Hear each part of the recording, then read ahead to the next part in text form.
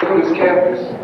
He has helped us to create, he has been one of the creators of the Consciousness Conference, and he has also been a constant struggle for the liberation of black people.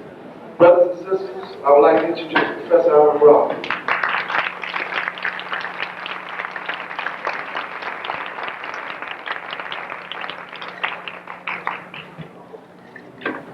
Again, I say assalamu alaikum.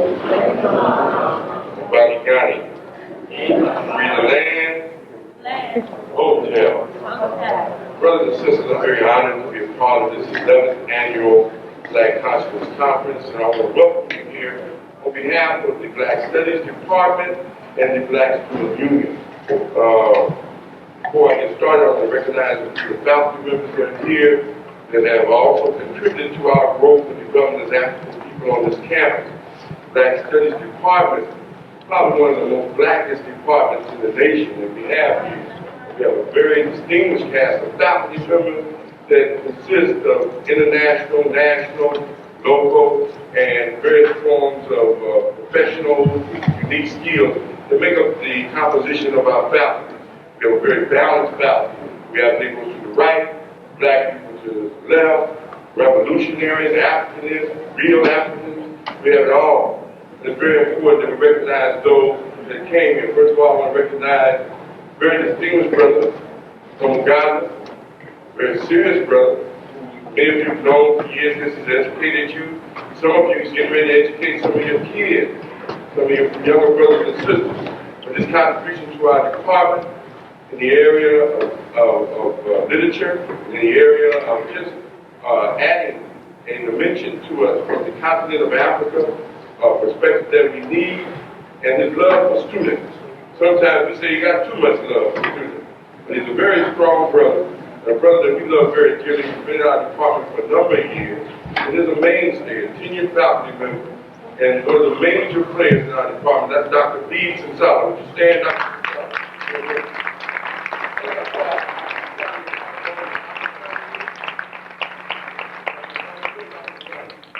He's not here right now. Well, he was here. Is any other faculty members here? Okay. Second, I want to recognize a couple of the staff members. A brother that is very instrumental in organizing on this campus. A strong student leader when he was a student, who matriculated on to become director of the MESA program, minority engineering, student association and services. And he's an outstanding brother that most of the students really love him because he worked very hard to get them in school, broke a lot of rules, stretched them, was uncompromising, and he's a very, very unsung hero around here. Most people really don't know how valuable he is to us on this campus with regards to his way of getting things done. Very quietly, not looking for the limelight, just getting the job done. That's Brother Charles Walker over there.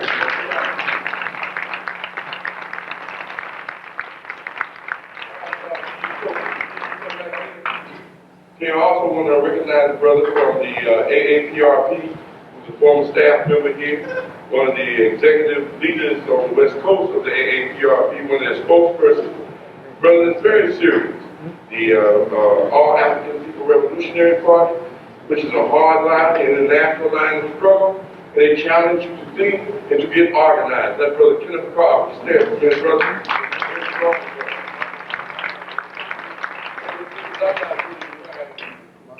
And it's very important that we recognize some of our distinguished guests. I want to recognize also a very unique sister that has worked hard with youth, worked hard with trying to put programs together on the community, put forth her own money, her own energy, so opened up a publication.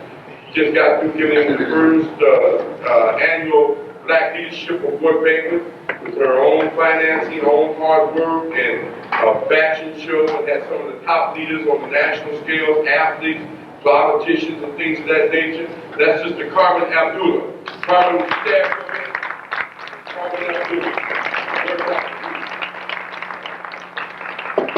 One of the co-founders of this conference, brothers, this conference started in 1979 after I went to a trip here to the State of the Race Conference, the third State of the Race Conference. When I got back, I met with some student leaders of the BSU, and we decided to put this conference on. It was first started by the Black Studies Department and the BSU, and that's the way it was written in the first program. Eventually, students took it over totally because that's what we wanted them to do, to demonstrate their responsibility and leadership skills and to institutionalize it and it's fitting and proper. But that conference was started basically by myself, and the coordinator of that first conference was Barry Thomas. Barry, would you please take a stand right now? He's one of the co-founders of this conference. And a brother named Jerry Davis and a brother named Jerry Assad Jabal. All of us were the ones that put the first conference together, and we're very honored to be here for the 11th annual. A lot of people have come to these conferences, and we hope to keep them going. I want to say a few things by way of introduction of our guest speaker, and just try to put some things on your mind. That's what consciousness means. Because we recognize there was a lack of consciousness, not only among Negro acting African people and black people, but a lot of unconsciousness among the black people who said they were the blackest or the Africans. We saw so many contradictions within the so-called vanguard movement. The black nationalists fighting against each other like Crips and Bloods, calling each other names. And so we want to develop a form of unity. So we said that the first thing we had to do is wake ourselves up and develop our consciousness to a higher level ourselves. Sometimes you read a few books, get an organization, you think you're the greatest leader on the planet. You think that you know everything. But yet we have not come up with a prescription to produce the result that we want. So somehow we had to come up with some type of form by which to bring these leaders together and hope that they would speak to each other. Instead of keep fractioning off with branch knowledge, get to the root, go deep up under and come up with a knowledge and understanding and a consciousness that would just unite those that swear they're in struggle. You can't fight this system by yourself with your own little personal organization. You got to develop coalitions, alliances, not with Latinos or Asians and other groups, but we got to develop this with ideological differences with African people. There are certain groups that swear they're for unity, that only people come in their meetings is themselves. The only book they read is the one they got, with their name in it. Because not their program, it ain't no program. They speak, they lead. They don't sit around and converse and talk about issues and programs like that's what this program is about. We invite all these groups here and turn it into a commercial mini-mall of information and selling gifts and splitting. This meeting is brought together for us to get an agenda of items for us to use for the coming year. Plan activities, motivate, inspire those who just struggle to continue, but open channels of communication so that we can grow and develop as a people. This conference was really put together for the black so-called conscious people to become more conscious. And that was the main thing. When you're lost, you need a guide, brothers and sisters. You need a guide. In music, when you get lost and off key, you go back to one. We are lost and off key. And we have to go back to one and begin with ourselves. Getting rid of those personal contradictions. We have to begin to pursue practical goals. Sometimes our leadership and our ideology take us so far out of space, we might as well be on a space shuttle. The goals and the objectives that they want us to do and the things that we dream about. Liberation, unity, fighting the white man, don't even have no weapons. Not even prepared. Can't run around the block without falling dead, needing a respirator. But we are conditioned. Have not even organized on the military or on any form of training structure to fight. But always come out, you know, liberation, now you prepare yourself for it. And the skills and the knowledge that's needed, are we really pursuing it on how I know? Are we pursuing knowledge on this college to get a job, work for the white man? Are we pursuing knowledge for the purposes of being able to run a system, develop a system, manage a system, and grow as an independent people? That's a critical understanding that you have to have with regard to your purpose in life and your purpose in pursuing knowledge. What is this goal? We have to look at practical goals with measurable objectives. Practical goals with measurable objectives. In other words, whatever goal you set out for, you have to be able to measure how close you are to that goal and accomplishing that goal and be able to predict when you'll be able to pursue it. And even if it's worth pursuing. You see, because goals have to change as times change. Issues change. What would be a priority today may not be a priority tomorrow. That's the conflicting and confusion that encompasses struggle. You may be on the west bank, you may have to go to the east bank or the north bank because that's where you're being attacked. Now we have to begin to focus on our own human behavior, social behavior. The toll of crime and violence in our community as far as distracting us from struggle is too monumental. We beginning not to march on white folks. We got black people marching in their own communities against crime. We couldn't even get them out this to raise hell against white men, but because their lives are threatened, they will march, set up barricades, do all kinds of things under the auspices of oppressing their kids, which they should be managing anyway. And young adults think that they can create other alternative behaviors for them, uniting, putting resources together to employ them, to give them that motivation, inspiration, not to participate in that behavior, put them on a liberational mentality. When you're on that type of mentality, you don't participate in self-destructive or group-destructive activities because your mission is different. Your understanding of life is different. So this is why we have to bring forth this form of knowledge to you, because those of you that swear you down, all the way down to being black. Got the natural dashiki, got your Hakiman Buti book, your How to Eat for Them book, and everything, but don't know what the hell to do with it. Don't know what the hell to do with it. Don't know how to begin to put this thing in focus and put this understanding. So, we must begin to look out and to understand what it takes to do what we got to do. We got to begin to develop relationships with ourselves and with our families and with our communities. Relationships of leadership and example. We have to begin to develop positive relationships with our peer groups by being the best that we can be in pursuing that goal. It takes a lot of strength not to get tricked into freakology in this freaky society. The subliminal suggestions and seduction is overwhelming. They have you dancing the two-live crew. Enter that sheep.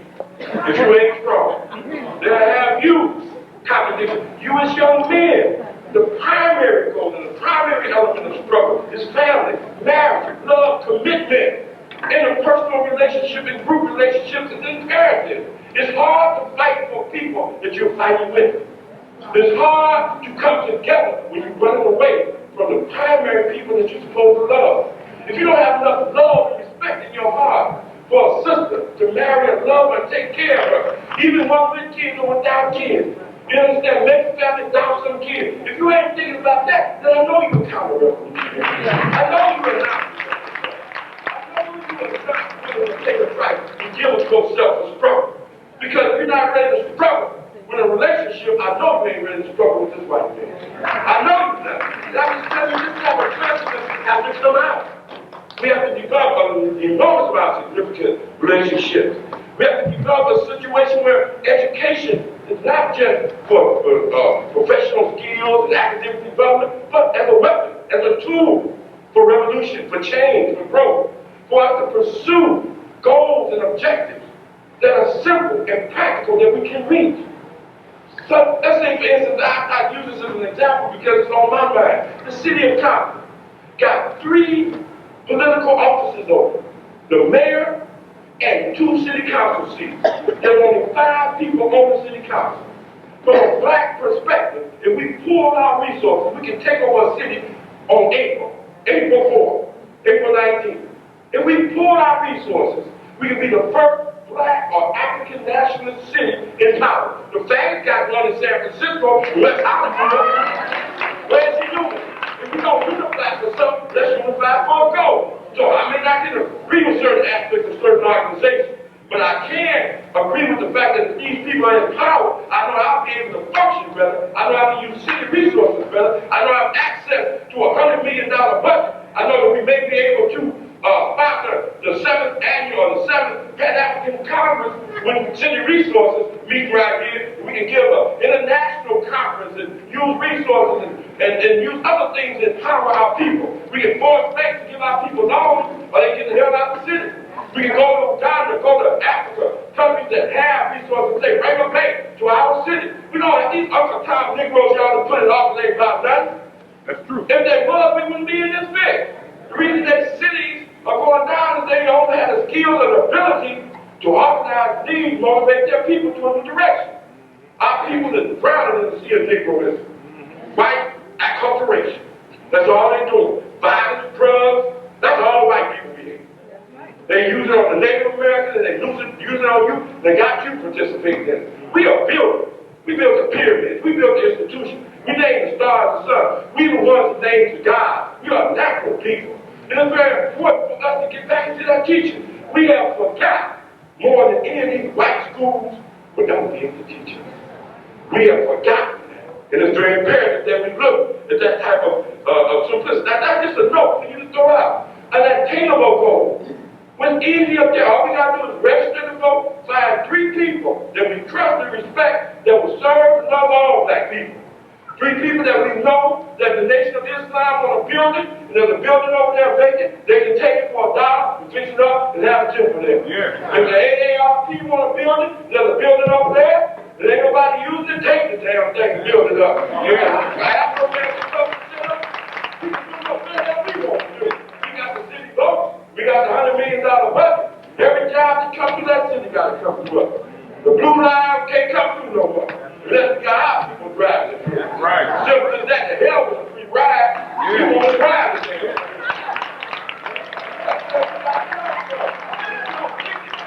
You know, they can accumulate power. Hey, the Nation of Islam was in the game. They tried it in Washington, D.C. They tried it in Washington, D.C. Jesse Jackson was pushing politics. The Negro way ahead of us so-called black nationalists. Time for us to begin to accumulate that social wealth and power that they have ripped off our parents' back with the slash of the whip and worked our bones, worked their fingers to the bone to build their college and institutions. They owe us a part of the social wealth, but they're not going to give it to us like they give it to the Japs and the Jews. We're going to have to steal it back from them by being slick and using their rules, their regulations to run game on them. And I'm saying it's a good opportunity right now for us to organize around that type of a goal and objective. But you have to have vision and understanding and perception and be committed to the work. Because you know our people ain't going to go out and vote. We're going to have to go and give them absentee ballots. We're going to be volunteers. We're going to need organizations. It's a strong possibility. Think about it. And if you're serious, want to get down, let's get down after the meeting and let's start talking about that type of stuff. The other aspect of it, by way of introduction, is the thing that we have to begin to love our people unapologetically. There are a lot of contradictions that make you say, I hate niggas. There are a lot of things that we do in contradiction of ourselves. Drink, use, drugs, party. Some of you can't wait to get to the mall, to spend all your money. Things of this nature for Christmas. Ain't been to church all year, but want to give. This is your life. I understand that white people done a fantastic job. You see it. And we got a prescription for you. We need to develop a strategy to pursue a sense of harmony and unity within ourselves. Now we have the prescription. Malcolm X gave us the prescription. Mr. Louis Farrakhan gave us the prescription. Are you willing to take the medicine though? Are you willing to pay the price? Are you willing to suppress your pride and your ego of being a free man, not to unify? See, so we got freedom, and what you want to do with it is your choice between Taco Bell and McDonald's. You really know how to use your freedom. I don't have to do this, and I don't have to do that. I don't have to be black. Yet everybody said religion ran the game on you. But yet, when you shoot your little brother down with no gun, all of a sudden you're ready to unite there. When something dangerous happens, all of a sudden you're ready to unite. All of a sudden y'all get up here and read a couple articles on apartheid, which we've been struggling for over 50 years, and all of a sudden you think you have it. You read a few statistics, black men are in jail. We've been doing that. Where you been? All right, come on now. Where the hell you been? All black people are dying in disproportionate numbers. As soon as white men put it in the paper, you swear you came up with something new. You worse than Christopher Columbus. Let me discover something. Don't even make no sense. All you gotta do is look around, take a head count of your own family. You can see the tragedy that's happening to us. Question is, what you gonna do about it? Are you ready to get up off of it and start doing something strong? So brothers and sisters, I want you to wake up and get prepared for a very strong presentation. It is fitting and proper that our keynote speaker be a woman. Because it's a woman that we have made the most progressive accomplishments as an African people. The woman who started our first functioning social unit called family. John T. Jackson outlined in his book, Introduction to African Civilization, that the first functioning social unit was organized by the African woman in Africa. They were the first architecture with the thatch hut, way before his hotel with the pyramids. Matter of fact, we got the idea of the pyramid from the thatch hut. We were people on top of the earth. It was an African woman who moved sex from fantasy to procreation, organizing family and establishing the role of man, woman, and child. It's very important for us to understand that history. It takes them out of the categories of being inches with a B, sex pots and things of this nature, people that you betray, mistrust, lie to, dog, misuse. You begin to honor her as a goddess, her rightful place. This speaker comes to you in that spirit. She comes to you in the spirit of the great African women, such as Harriet Tubman, who led the Underground Railroad, who had to pull a gun on a brother and say, you got to go for freedom. That's the type of woman that is getting ready to come before you. She's just like Rosa Parks, who's uncompromising. The devil said that you have to go to the back of the bus. She said, you just going to have to rush me, because this is serious here. I'm standing up, not only for me, but for every African person. It's a black woman in the project, and in poverty, suffering, off of welfare, and things of this nature, while men say farewell. Struggling with it or without a man, stretching dollars that won't stretch, raising families by themselves, single parent home, over 78% of our families. And things of this nature. It's a black woman that carried out burden. The increase in educational degree attainment is all credited to the increase of black women pursuing degrees. The economic attainment of black people in progress is all contributed to the black woman. Contribution of being a double worker in the home, raising the family, and sometimes for outside income, which is not doing nothing but knitting socks or baking cakes or doing something. The black woman has been our backbone, our bridge over troubled water. She's the one that you look to for comfort after struggling all day with this devil. When you out there on the street, working in a white man's world, we call you all kind of names, making you do your job and his job. It's your woman you got to go home and lay next to and get any form of consolement and understanding. This husband is a head person in charge in the home. We'll manage these young brothers and do the best she can. But we talk about the good mama. We talk about the mama that don't tolerate Jerry Curl's earrings in the men. We talk about the mama that don't watch the days of our lives, but she's too busy watching her kids' lives, making sure that they're going to grow strong. We talk about the true epitome of the black progress. We talk about Mother Earth. We talk about black woman. Within that spirit that I bring to you, Sister Abel Muhammad, a sister that has been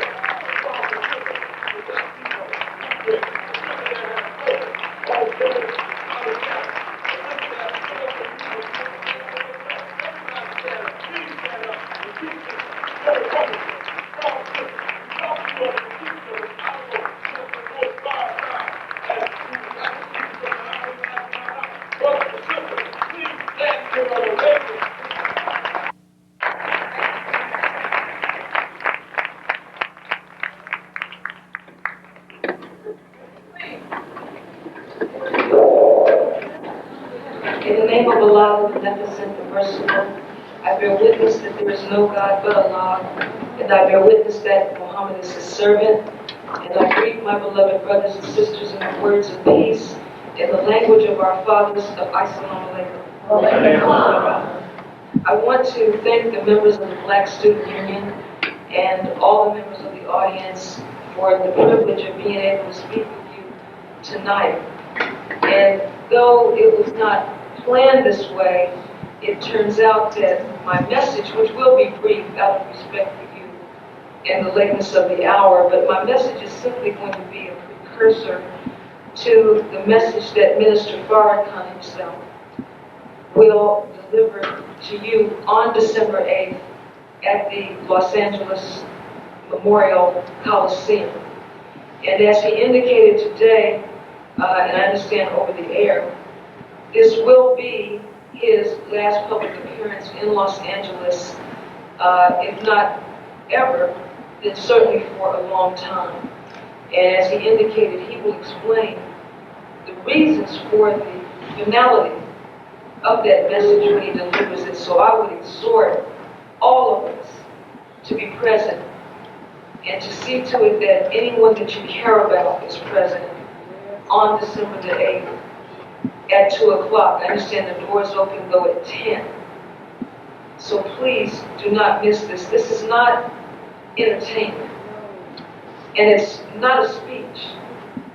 But it is a final warning from the Lord of the worlds through one from among us. I was asked tonight to speak on the subject of nation building, and I was very deeply moved by my brother's remarks, because I can see through what he had to say that we are beginning as a people to transcend some of the labels of division on us. And we're beginning to recognize that we are a family and we have work to do that necessitates setting aside little minor ideological differences. But even with our consciousness, we are still moving too slow. we're in a very, very deep grave here in America.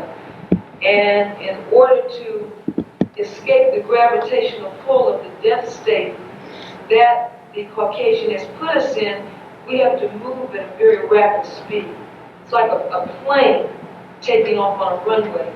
If it fails to build up a certain amount of speed, then what will happen is that the plane will actually go up slightly and then crash, which is a far worse situation than if it had never taken off at all. In order to build a nation, there can be no nation without communities. And there can be no communities without families. And there can be no families without human beings that make up those families. So we need to develop human potential within the black nation. And through that process, we will then form a base for a community, and in turn, the community will form or evolve into a nation. I want tonight to be very forthright for the sake of brevity. So I'm not going to be able to try to build up to the point I'm going to make. I'm going to have to come right with it so there's no time to lay a foundation and make it palatable if you're not amenable to what I'm going to say. But I would not be a sister and a friend if I did not just come right out and say it. You are not in need of a program. You are not in need of specific direction or an agenda, because you have that already. What you and I are in need of is the willingness to submit to do God's will. Now, in the Holy Quran, it says Allah chooses as His servant whom He pleases. We do not tell the Creator what we need. He has to tell us what we need. Unlike the way white America runs, where the masses of people choose leadership, that is not how Allah, God, Jehovah, whatever name you know Him as, He does not operate like that. He does not conduct elections. He says He has no associates. He has no partners. He takes counsel with no one. He is the center of His own existence. He is concerned not at all with what you or I think, because He knew us before we even had a thought, and He provided us with the brain that we use to think with. So it's foolishness on our part to resist Him when He makes a decision that a certain direction must be followed. And this is why the Bible says that inevitably every knee will bow and every tongue will confess. And if we are not careful as a people, we will fall prey to the same trap that Israel, which is an example for us, according to the Honorable Elijah Muhammad, Israel is an example for us, and it is told of both in the Bible and the Holy Quran. Nationalism is a phase through which a people must go in order to reach their ultimate destination, but growth does not stop with nationalism. It begins there. So we are wrong if we think that now, because we have discovered we're black, that this means because we have melanin and we have melanin conferences, that we are not obligated to follow a moral code of conduct in our lives. God is not angry with white people because they're white. He is angry with them because they are wicked. And that is going to be the basis of their destruction. The Honorable Elijah Muhammad and Minister Farrakhan have never taught racism or hatred. But what has been brought to you from Allah through the Honorable Elijah Muhammad and through Minister Farrakhan is a healing and a teaching to salvage us from the world of unreality that we live in today. We are no closer to our freedom in our current mental state than we were in 1555 when we were brought here in chains. In fact, we are further away than then because we had an awareness then that we were in fact enslaved. We are now in a position where the only thing that's going to help us is self-reform. By that, we don't mean just saying we're having a revolution. Self-reform means activation of the self-accusing spirit, the essence of God that lives within each one of us that warns us to do right by ourselves and by one another. We are wrong with ourselves, and we are wrong with one another, and this is why we can be in a room with nothing but black people, we can be in an organization with nothing but black people, and it still does not get anything done. That is because we are beset as a vestige or as a legacy of slavery. We must realize we suffer from deep-seated inferiority, which brings up feelings of envy and jealousy for one another, so that when we are about to make a move, we are so concerned with who is going to lead it and who is going to get credit for it that we would rather sit down and see it fail than sit down than to stand up and be part of something that is for the whole. And this is what is destroying us today. And in reality, I'm going to say this, and it really doesn't matter how anybody reacts to it. Because we've been going at this too long. Like a hamster on a wheel. But we are not free of the white man's guidance. We are not free of his direction. We are not free of his control. We have an obsession with dead people, which rises up out of our cowardice, that comes up out of fear that we are going to be punished by white people for the position that we adopt. Now suddenly it is chic with white people for us to be black, or as they have said, we're African Americans. Every 20 or 30 years we have a different name. White people have been white ever since we knew them. All right now. They told us that's what they are, and they have never changed from that. But we have gone from Negro to color to Afro to black to African American, and we sit and we have seminars to discuss what we should call ourselves. This demonstrates that we have a problem. We were here, with all due respect, for our culture. We were here before there was an America. Right. We were here before there was an Africa. Right. Africa was named that by a Caucasian. Right. Before white people came on this planet, we didn't even have boundaries. The whole planet was called Asia. Right. And this is why we are called the Asiatic black man, to distinguish us from the Martian black man, or the Venusian black man, or the other black people in this solar system. Now that may not sound realistic, but only in a mind shaped and molded by white people does it not sound realistic. But what white people want you to do is, now that black people are the chosen of God, he wants you to change and become something that is not qualified for rulership. So now you say, I'm African American, they're Panamanian, they're Grenadian.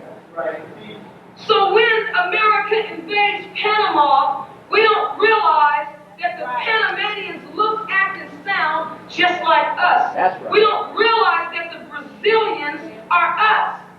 But see, white people say they're white. Whether they're in America, Europe, Asia, China, Japan, they say let's come together for what? The sake of the white race.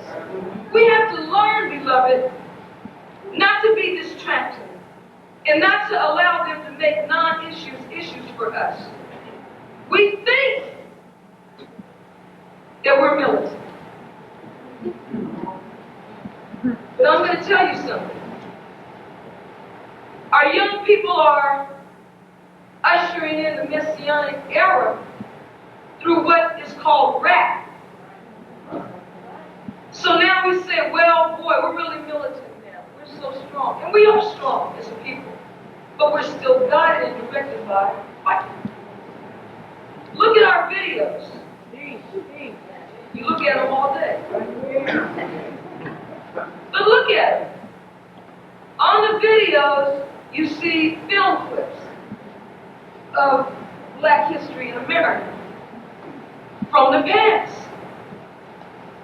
You see what the white people call a resurgence of interest in our brother, Malcolm X. And I hear Malcolm X quoted quite frequently as an articulator of principle, and he was there. But Malcolm X was not self-taught.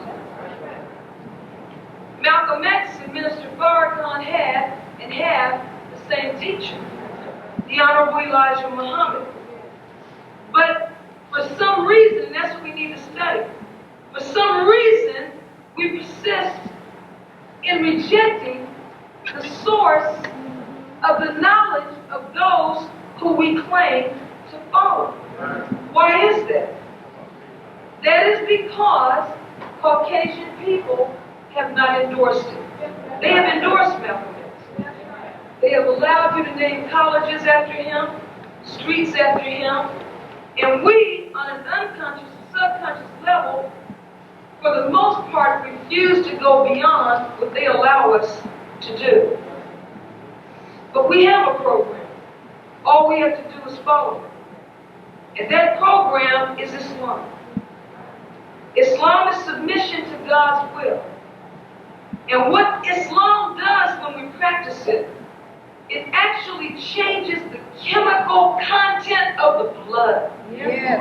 And the atomic content of the nature of the human being. The biggest impediment to nation building is that we have been robbed of knowledge of self. And actually, we suffer from a condition that is worse than hatred. And that is indifference, or the absence of love. And being robbed of the use of the mind and the imagination is something that we must correct if we are going to build a nation.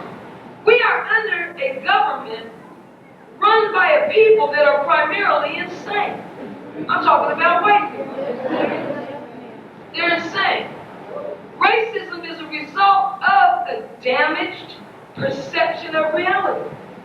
Now, when someone says your perception is damaged, in order for your perception to be damaged, your brain has to be damaged. And when someone suffers from brain damage, they're insane. And racism as a concept requires an imbalanced mind. So we cannot escape the fact that as black people, I'm including myself in everything I say. Just because I say these things doesn't mean I'm free of them. I'm just saying them because they're so. Anybody can get up here and take these notes. I got these notes from my teacher. Now, we like to talk about melanin today. How we've got melanin. And we do. We have melanin in the bloodstream, in the skin. And it determines a lot more than pigmentation. You know, white people say it gives you color. And that's one of the cheapest things it does, is give color. Actually, it determines our nature, our aspirations, our sympathy, our comprehension. The original man, and of course that means woman too, is influenced by and comprehends love as the embracing power and the basis upon which the universe is constructed. So we were taken from that base that we naturally had, the base of love, when we were brought to these shores of slavery. And we were reared from 1555 through this date on a code of self-rejection, predicated on our biological characteristics.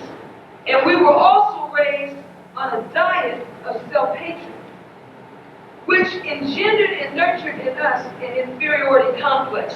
Now, why am I saying all these things?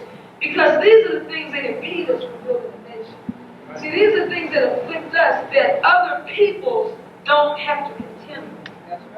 Because no one on this planet suffers like we have suffered. And no one has been robbed of their natural self to the extent that we have.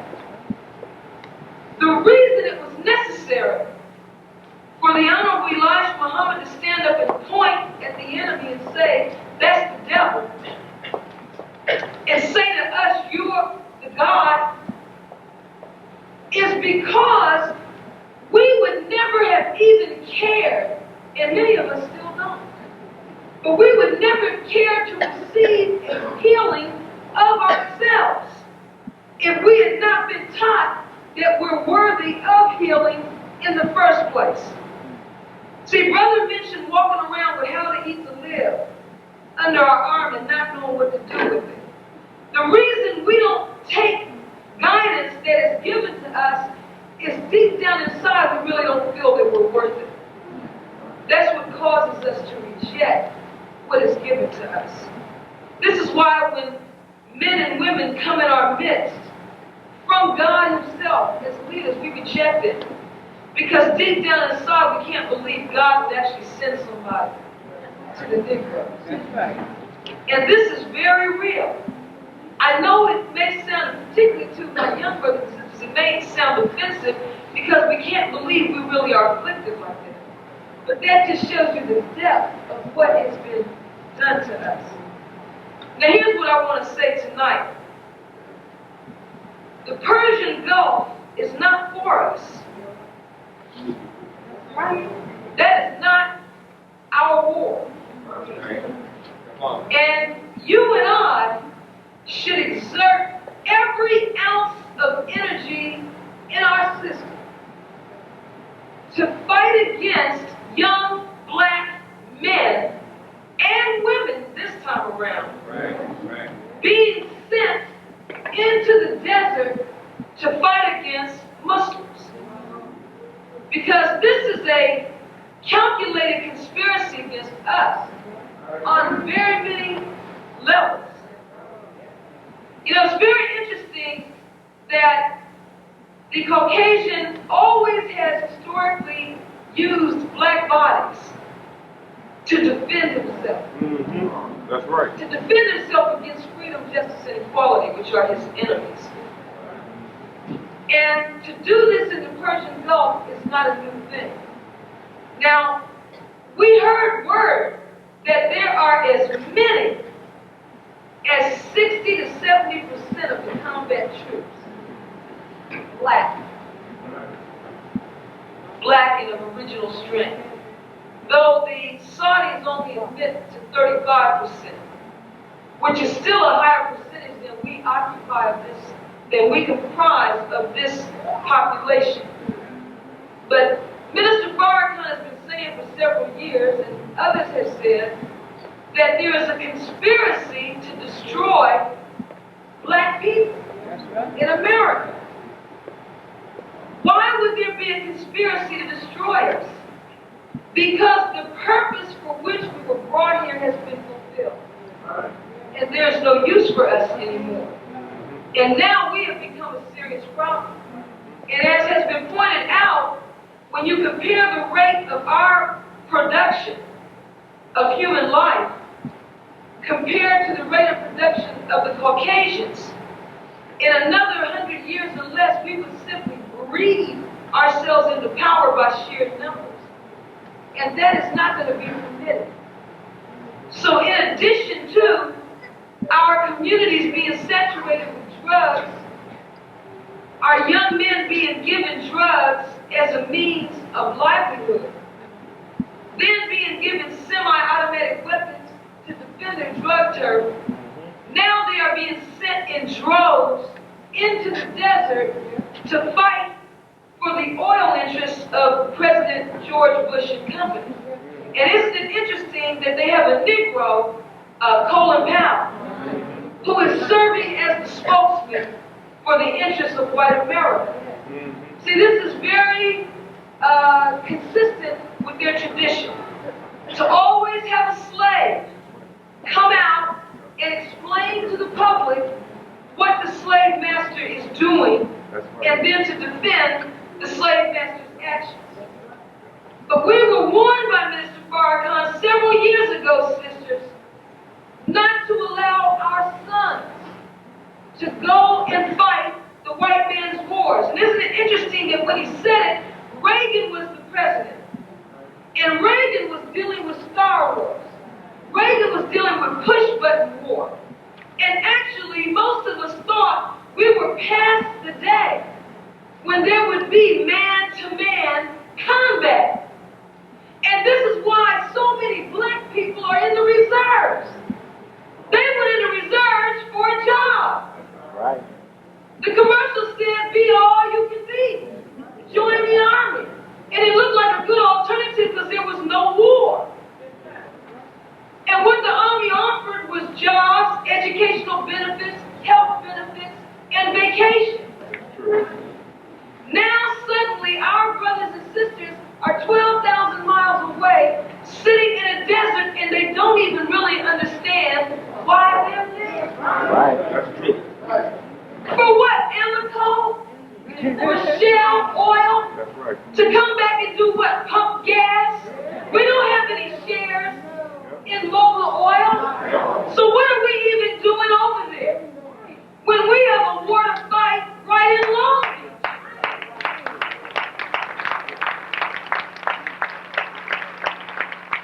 Demonstrates that we suffer from a serious complex. If this white man can actually send us off in this day and age, when Caucasians don't even want to go. They are protesting.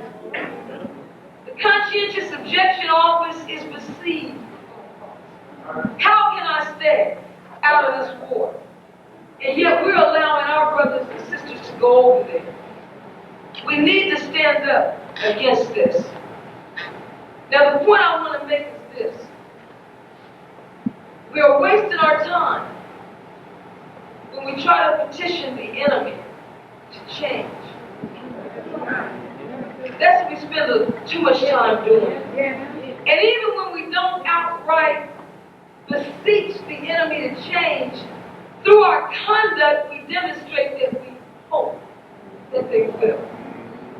But as I was speaking of melanin earlier, Caucasian people can elevate their nature. They can do that. And they can subdue their urge to do evil. However, this element, melanin, does not extend to the white man's entire being. All right? Melanin is only present in the brain and nervous system of the Caucasian.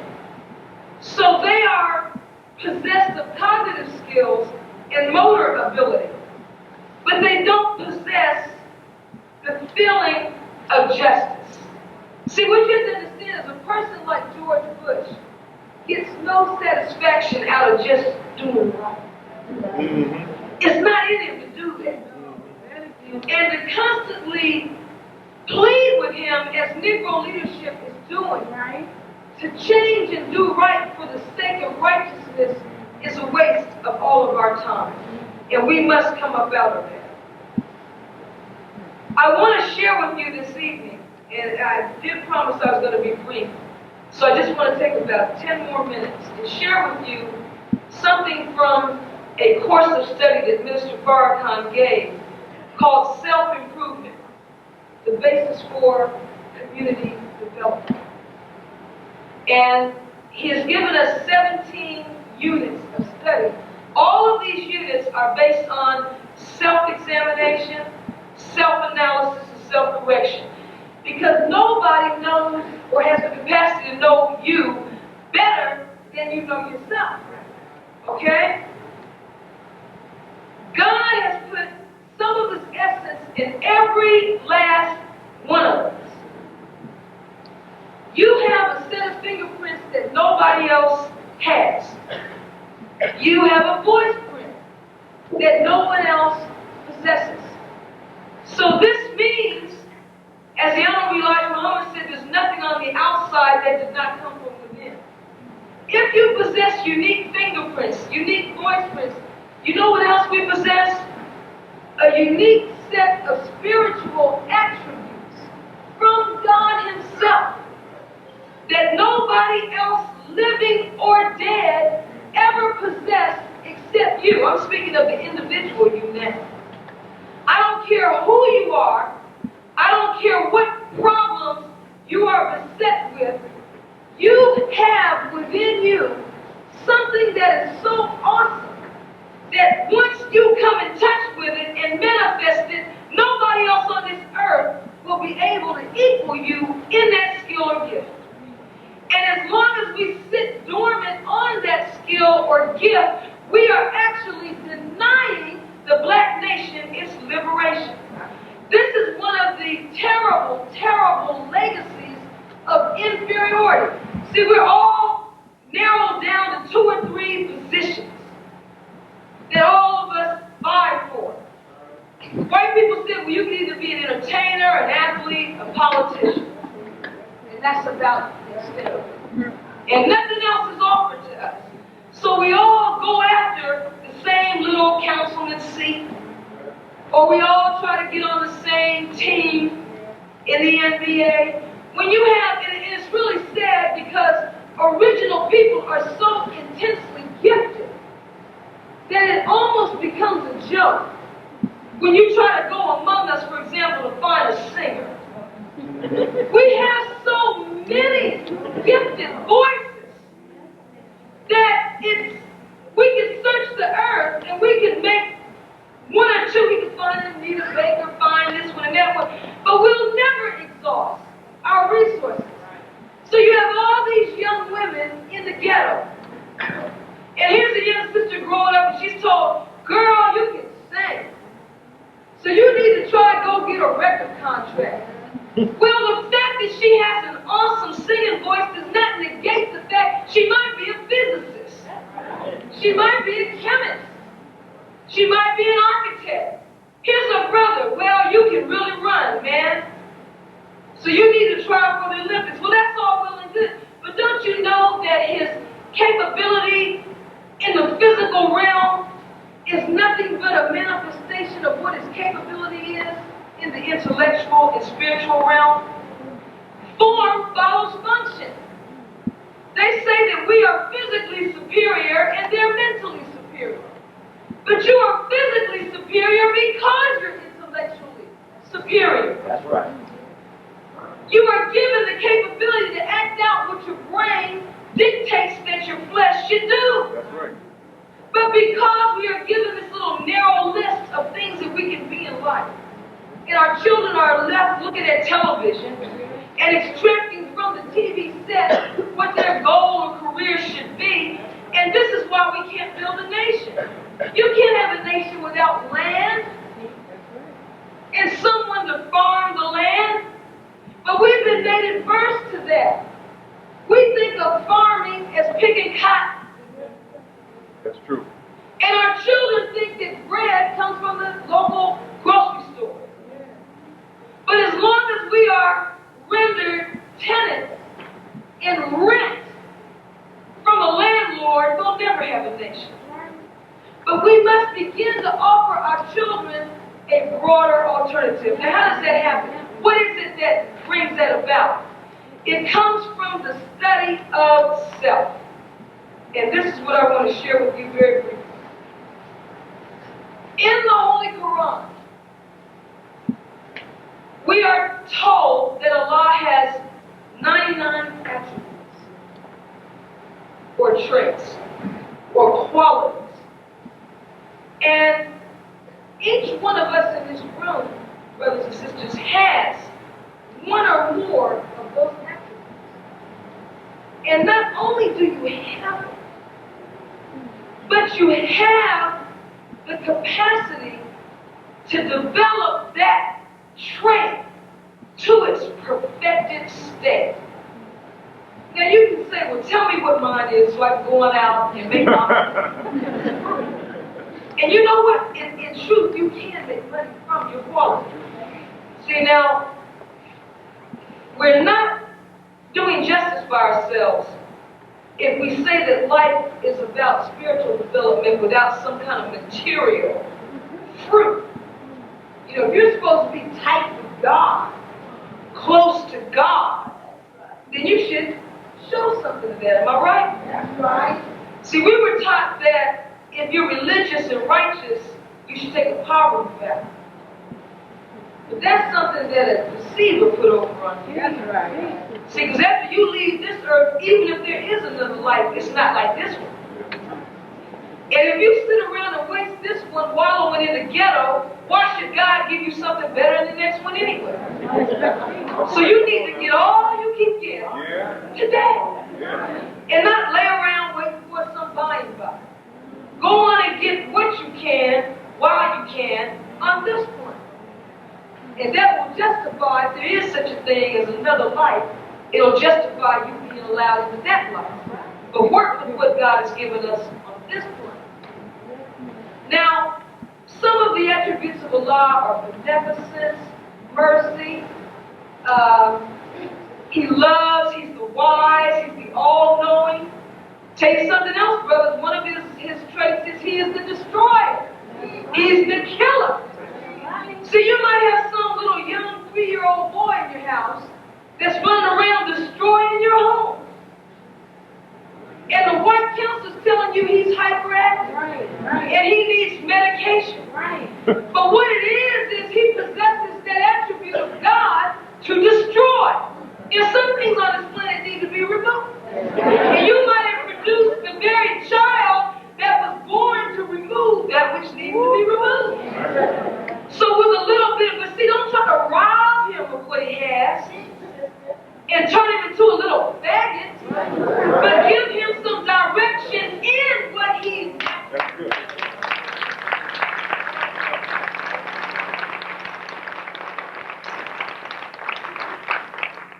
Some of you are very patient.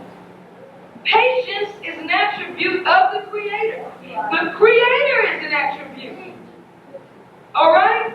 Some of you have that. You have it to the point where once you stand up and show it to the world, you will stun us into speechlessness the day you manifest it. But nobody can bring that out of you except you and your God. The best anybody can do is talk to you about it and stimulate an interest in you in it. But there are people sitting in this room today that have such an in-depth, precise, scientific mind that if you were put in the proper environment and given the latitude and the wherewithal to work with, you can find an answer to sickle cell anemia and find an answer to the things that plague us and shorten our lives. The Holy Quran says in the 96th surah, which is the first revelation to Prophet Muhammad ibn Abdullah of Arabia, peace be upon him. It says, read in the name of thy Lord who creates man from a clot. Read in thy Lord is most generous, who taught man by pen what man knew not. Two lost arts, reading and writing. To read means to discover. But there was a time in this country when to read meant what for us? Data. So in order to survive, we developed an aversion to reading. To the point now where we will not read.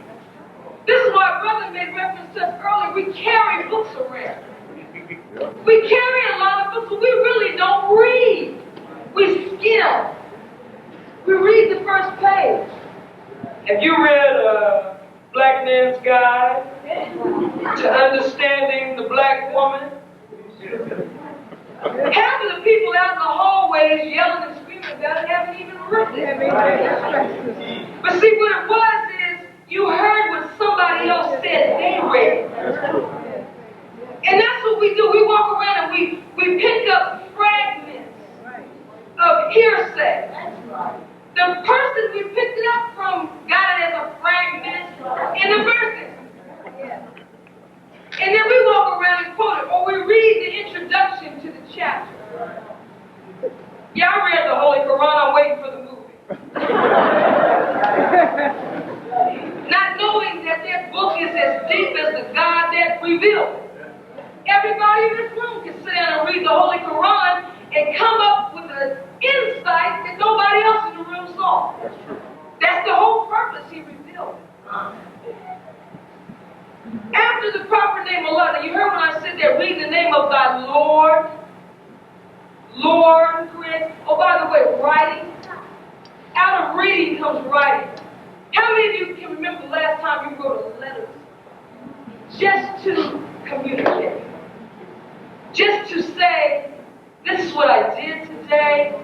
How many have done that? Don't you get an incredible sense of satisfaction from doing that? You know, that is a lost art to us. And do you know that the reason we have lost the ability to speak to one another properly is because we don't read and write? You see, writing hones down verbal skills. Because writing is a record of what you said.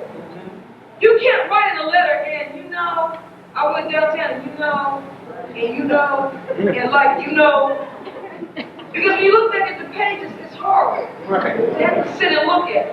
But this is how we talk to each other. We have somewhere in the realm of 600 words in our vocabulary, the average person. In America, I'm not talking just about black people either. White people are also functionally illiterate.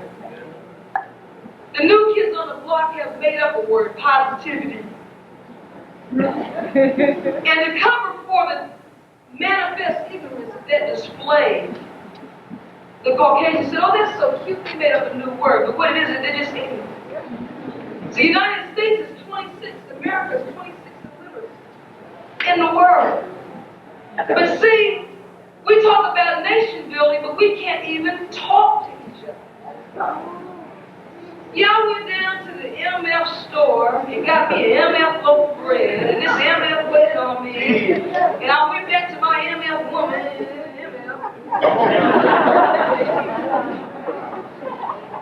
But we say we're melanin man, I'm the African American, I'm the black man, I'm the maker, the owner, the cream of the planet Earth, the God of the universe. How can you exercise rule and dominion if you have no vocabulary to call anything into existence? I'd like to see coming to me. You know what I am, whatchamacallits. You know, and this is how we talk to this. You know what I meant. Isn't that why we end up in arguments? Because we don't speak to please. That's right.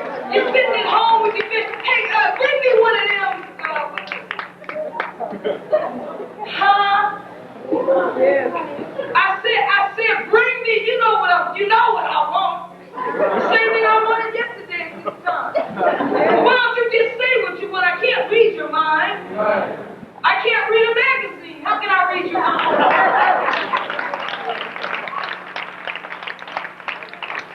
And then, because we can't talk, because language is the only difference between man and animal. A lot of animals got two legs. You can't say it's because we walk on two legs. A whole lot of creatures in the animal world. Pelicans got two legs. So it's not that. It's not that we have eyes and ears and a mouth. But the only difference between us and a zebra or gorilla or anything else is language. And when you can't talk and you can't express yourself, you begin to act like a dog and a cat. And we start calling each other fox and wolf and dog. Because there's no difference. What's the difference between us and a bear? He gets up in the morning. Well, a little difference because he has more control over his schedule. Because see, at least the bear does get up and go out and prepare. See, we lay in the bed, we're the ruler, the original man, the primogenitor of the human family. We wake up at noon. The sun has been out. The sun that our fathers willed us to exist. Been out shining. The birds are up. The bees are up. That's true. The ants are up. The flowers have even come out. It's high noon, and the sun we made wakes us up. Phone rings. Yeah, we don't know how to answer a telephone. What's happening, man? What you gonna do? I don't know what you gonna do. Did you take care of that? No, I wasn't able to get that. This is how everything is this or that. And because we cannot express ourselves, we get frustrated because the human being needs to express. And that is a key part to the black man's ability to govern. This is why Mr. Farrakhan is a happy man. Because he can tell the white man in 1,000 words or more without breathing or missing a beat exactly who and what. And he feels good at it. Right. Go ahead. He don't need a gun, he just blew him away. He shot him in the head. Well, why can't we all do that? If one black man can upset this devil to the extent that his headlines, coast to coast, got one black man talking about Hitler. He said, Hitler was, did you hear that? He said, Hitler was a great man. When they're the ones that put Hitler's face on Time magazine, we didn't. They're the ones that have him on Discovery Channel and public access TV every other day. Why? The Jews are reminding one another of the Holocaust. That's true. But how often do we go on television and put on that television a narrative or a documentary demonstrating what was done to us? No, we get enough money to make a movie. We make Harlem Nights. Come on. Where black men and women fight each other, punch each other in the stomach, shoot each other's toes off. Two young black females in the movie, beautiful women, they're both paired off with big, fat, nasty white men. Yep. See, something's wrong with us. But getting back to this language, because of the lack of it, we get frustrated. You know what happens? When you can't express yourself through words, you go in your coat. See, you know, I see, bang, bang, bang. Right. Now you understand what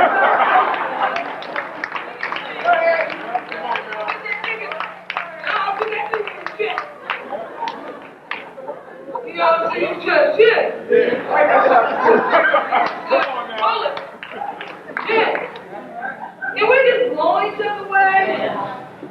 See? But all that comes from disobeying God.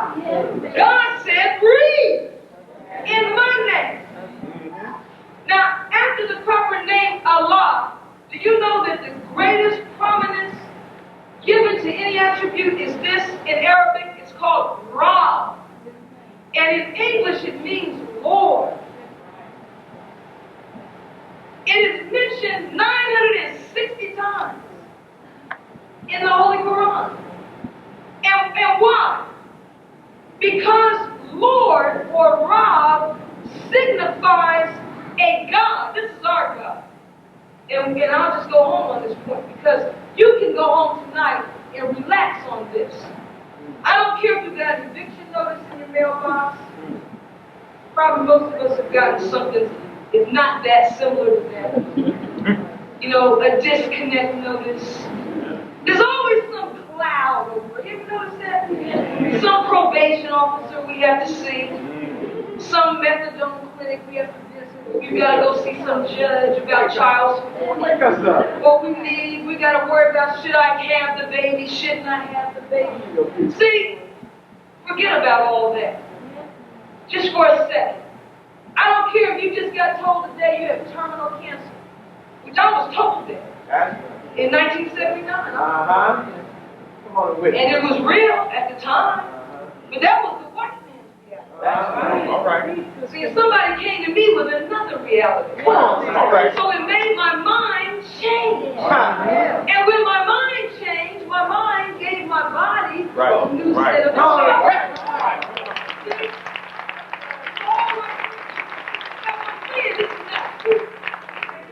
we have a brother in Chicago always said, ain't nothing spooky about Islam.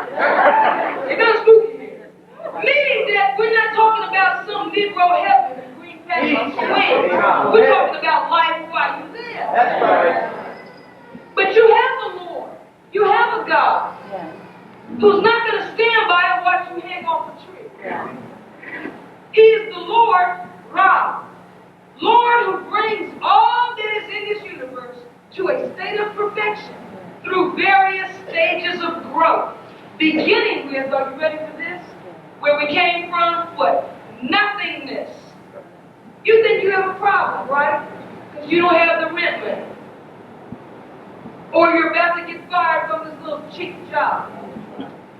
But check it out. The biggest problem you had was when you were one of 200 million sperm. Everybody's moving out. There is only one position open. 200 million applicants. And we're off. Number one, we're swimming uphill against the law of gravity. Number two, we're coming through acid rain, fire, darkness, running into each other, eating each other alive. But you know what? One of them got through. And the one that got through is sitting in the seat today. And you will never meet in life any odds against you that will be greater than that. And if you came through that and came out not honorable mention, not top 10, but you came through that bad fella as numero uno. The winner takes all. And you came into existence, and who was with you? Mother? No. Mother probably didn't even know what was happening. Till about a month later after breakfast. Oh, God. Okay. And poor father, he may not know it is.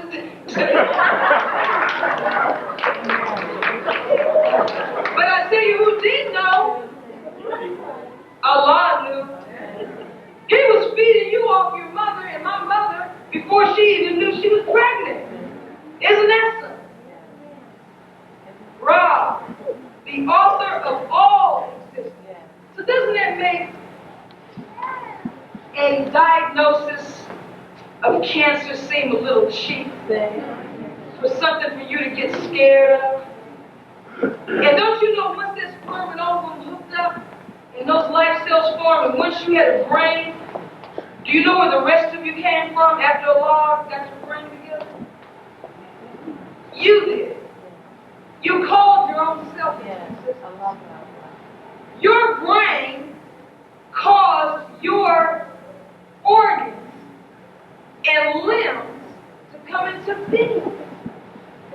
And Allah says anything He can do once, He can do it again. This is why the Honorable Elijah Muhammad teaches us through Minister Farrakhan, look, you can get an arm cut off. And you can call it back. What's the big deal?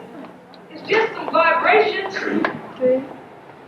You came, we were nothing, is what I'm saying. We came here out of nothing. So there's nothing that we're dealing with that we can't overcome if we would only submit. Rahh. 2 senses, this great attribute. Number 1, He fosters and nourishes.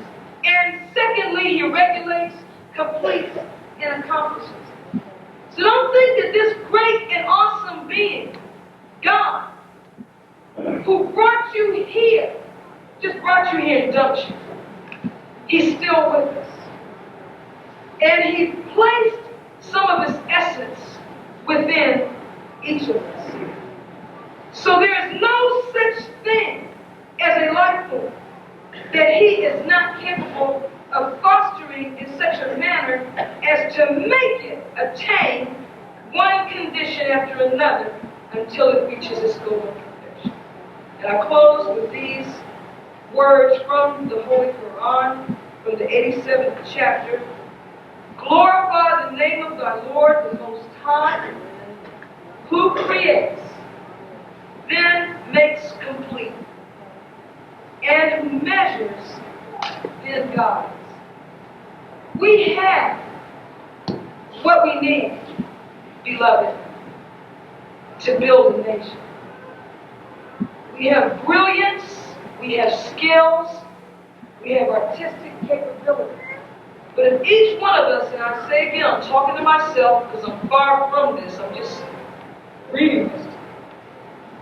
But if we would just go home and start looking within, forget about what John's got and Joe's got and Susie's got. Don't desire what they've got. Be a parasite.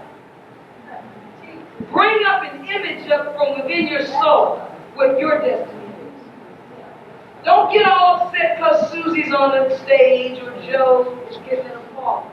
Because your day is just around the corner. But the only way you're going to be ready, see, the problem is people live and die and their day does come, but they're not prepared to meet it on that occasion. So when you go home tonight, you pray to Him in whatever form pleases you. You communicate with Him. You don't need a prayer cloth or a cross or a piece of something that somebody mailed you. All you have to do is talk to Him. You don't have to talk to Him in a particular language. You don't have to have an accent. Just talk to Him. He knows all about you. And ask Him tonight, who am I? And just, what is it that you have deposited in me that I need to bring out for the benefit of myself, my community, and my nation? Build up the human potential in yourself, and I'll do the same, and we will be on the road to building a nation. That's good. May Allah bless us all with the light of understanding. As-salamu alaykum.